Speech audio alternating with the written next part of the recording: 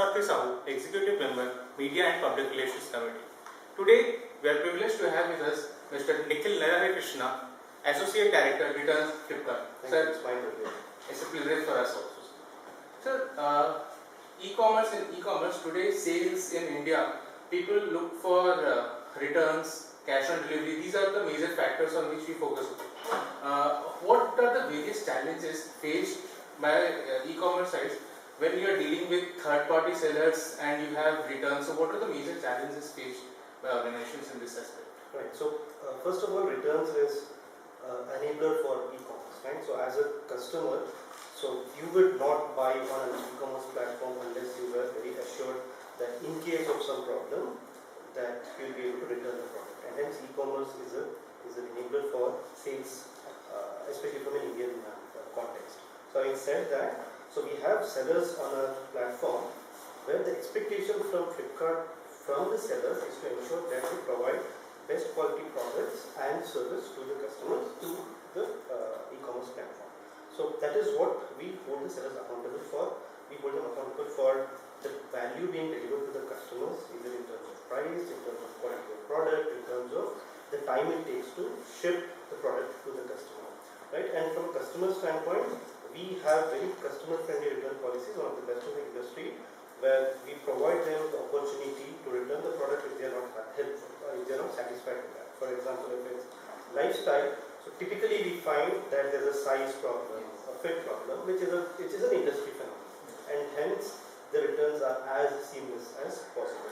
And to ensure that there is value maintained in the value chain, we take the product back from the customers and deliver it safely back to the sellers. So that is how we manage the returns part of e-commerce. Sir, today's discussion we had, like, now data-driven business is being done. Like whatever data we do, data analytics on big data, a lot of data is there. But there are also chances that a company, there is a data-driven death also. A lot of data is there and organizations don't know how to proceed with it. So what do you think should organizations focus on when they are using data analytics? Because there are chances that with a large amount of data, it may get confused. True. So you brought out a very valid point, right? So from a big data standpoint, so you hear a lot of talk about big data and how do you leverage data to take the correct decisions.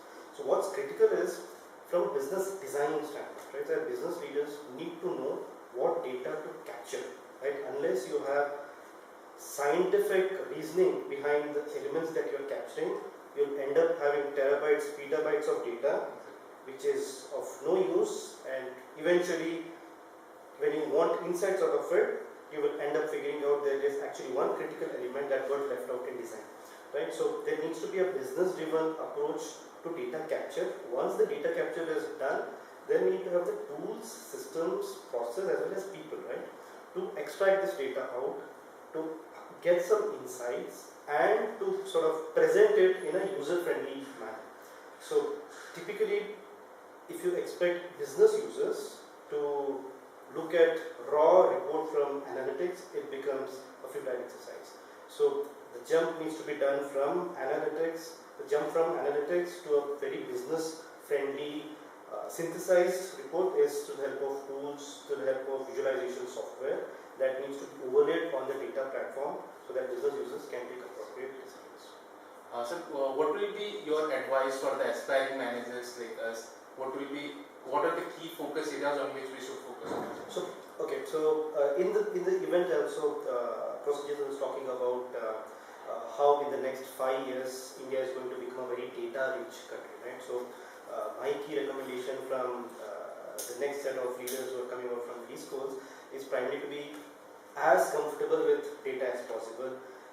So from a decision standpoint, earlier it used to be more of wisdom. So you gain wisdom through experience. So and hence used to find a lot of people having a massive amount of experience before they were able to take very judicious decisions.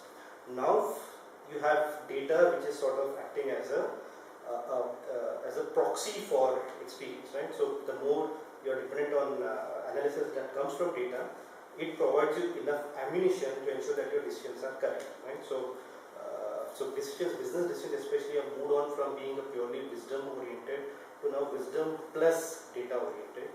However, there are certain elements in decision making where you need to go by your conviction, which still exists, and that is where maybe the next disruption comes in. So my key advice again would be to be as data oriented as possible. Take your judgmental decisions, however, again fall back on data to see, to do some simulation, to do some test pilots to see how does your decision pan out in the